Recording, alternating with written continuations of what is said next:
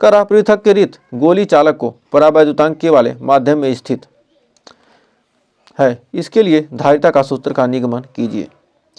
तो क्या कह रहा है एक पृथक रीत यानी क्या विलगित गोली चालक की वैद्युत धारिता के लिए क्या करना, सूत्र का निगमन करना। क्या विलगित गोली चालक की वैद्युत धारिता में क्या करनी है, ज्ञात करनी है। माना एक गोली चालक है, ये हमारा क्या एक गोली चालक मान लेते हैं, क्या हमारा एक ये गोली चालक है, कह रहा चालक है, इसको क्या करते हैं हम प्लस क्यू आवेश देते हैं। इसको हमने क्या किया प्लस क्यू, क्या करेंगे प्लस क्यू आवेश दे देते हैं।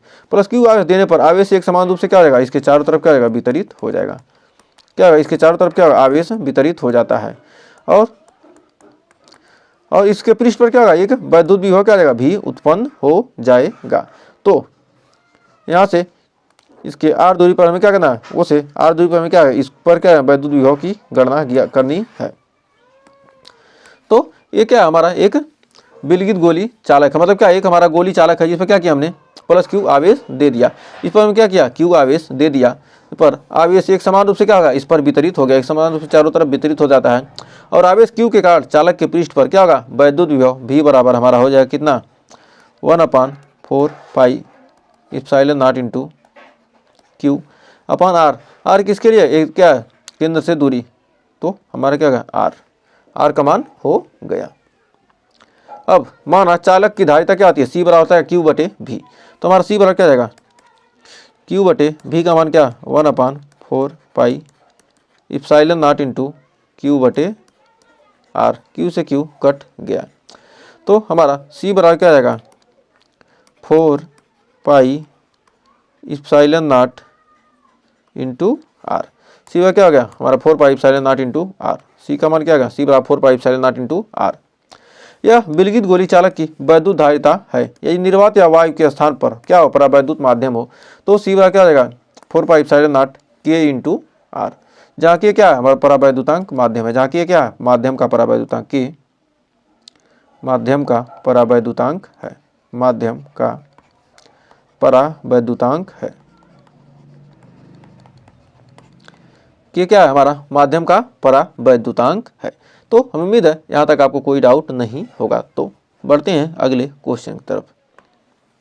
कह रहा 3 संधारित्र C1 C2 C3 श्रेणी क्रम में जोड़े गए। 3 संधारित्र को क्या किया श्रेणी क्रम में जोड़ दिया गया। समतुल्य धारिता का व्यंजक प्राप्त कीजिए, मतलब इसके समतुल्य क्या करना धारिता का व्यंजक प्राप्त कीजिए। तो हमने क्या किया 3 संधारित्र ले लिया, उसको क्या किया श्रेणी क्रम में जोड़ दिया। और मान क्या होता है प्रत्येक पर क्या प्लस माइनस क्यू आवेश है, प्रत्येक प्लेट पर क्या एक पर प्लस क्यू, दूसरे पर क्या है पहले वाले के प्लस को माइनस को दूसरे वाले के प्लस से, दूसरे वाले के माइनस को तीसरे वाले के प्लस से क्या कहते हैं जोड़ देते हैं, और लास्ट में क्या कहते हैं अर्थिंग कर देते हैं। तो मान लेते क्या पहले की धारिता C1, दूसरे की C2 और तीसरे की C3, और प्रत्येक पर क्या होगा वोल्टेज V1 V2 V3 हो जाएंगे, और प्रत्येक पर क्या आवेश का मान क्या समान है। तो संधारित्र को श्रेणी क्रम में संयोजन में सभी संधारित्र पर आवेश क्या होता है समान हो जाता है। जब क्या कहते हैं श्रेणी क्रम में संधारित्र को जोड़ते हैं तो क्या होता है आवेश समान हो जाएगा, और तथा विभवांतर क्या होता है V1 क्या होगा अलग हो जाएगा। अतः संधारित्र की प्लेटों के बीच जो हमारा कुल विभवांतर होगा, तो प्लेटों के बीच पहले प्रत्येक पर विभवांतर करेंगे V1 पर क्या जाएगा हमारा Q बटे C1, V2 बराबर Q बटे C2 और V3 बराबर क्या जाएगा Q बटे C3।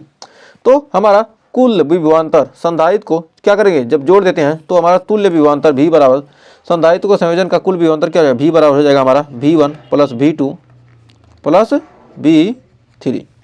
तो हम जानते हैं क्या V बराबर हो जाएगा क्या V बराबर हमारा हो जाएगा इसमें क्या है Q कॉमन कर लेंगे तो V1 1/C1 plus 1/C2 plus 1/C3। तो अब यहाँ पर हमें क्या होगा इसको मान लेते हैं समीकरण नंबर 1।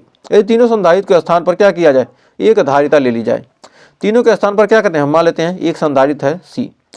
तो एक संधारित्र की कल्पना करें तो Q आवेश देने पर प्लेटों के बीच विभवांतर क्या हो जाएगा V हो जाएगा। तो अतः तुल्य संधारित्र की तुल्य धारिता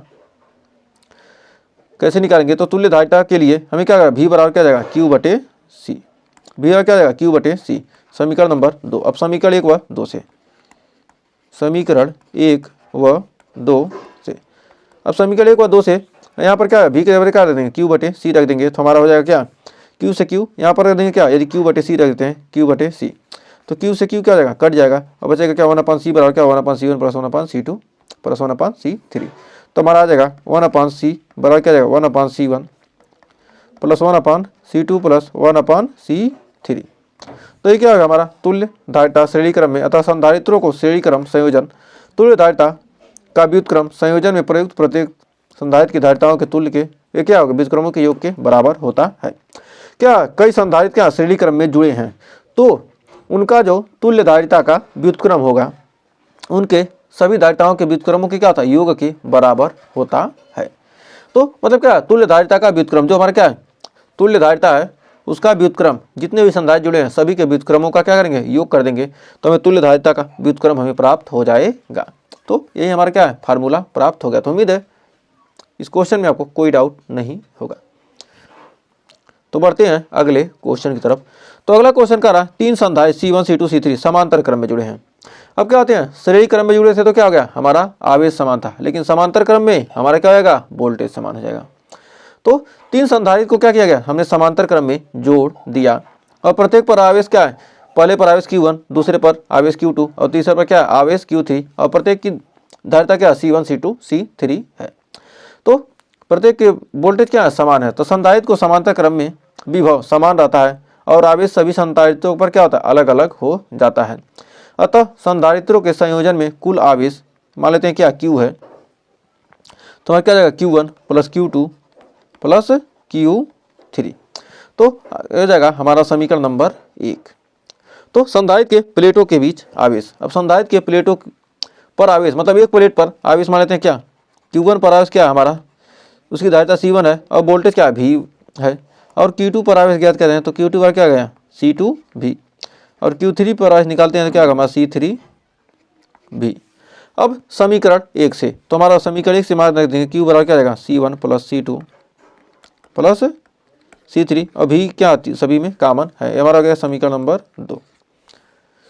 तो यदि तीनों संधारित्र को क्या करें स्थान पर क्या एक सी धारिता का क्या करें संधारित्र की कल्पना कर लें तो क्या होगा Q आवेश देने पर उसकी प्लेट के बीच क्या होगा विभवांतर भी हो जाता है। तब यह संधारित्र इस संयोजन का तुल्य संधारित्र की धारिता हम जानेंगे क्या Q बराबर क्या जाएगा CV से। Q बराबर CV समीकरण 3। अब समीकरण 2 और 3 से समीकरण 2 और 3 को हल करेंगे तो हमारा C बराबर क्या आएगा C1 plus C2 plus C3। यदि क्या हो 3 संधारित्र समांतर क्रम में जुड़े हैं तो उनके संयोजन की तुल्य धारिता सभी संधारित्रों के क्या है धारिताओं के योग के बराबर होता है। तो उम्मीद है यहाँ तक आपको कोई डाउट नहीं होगा और इसको भी आप प्रूफ कर चुके होंगे।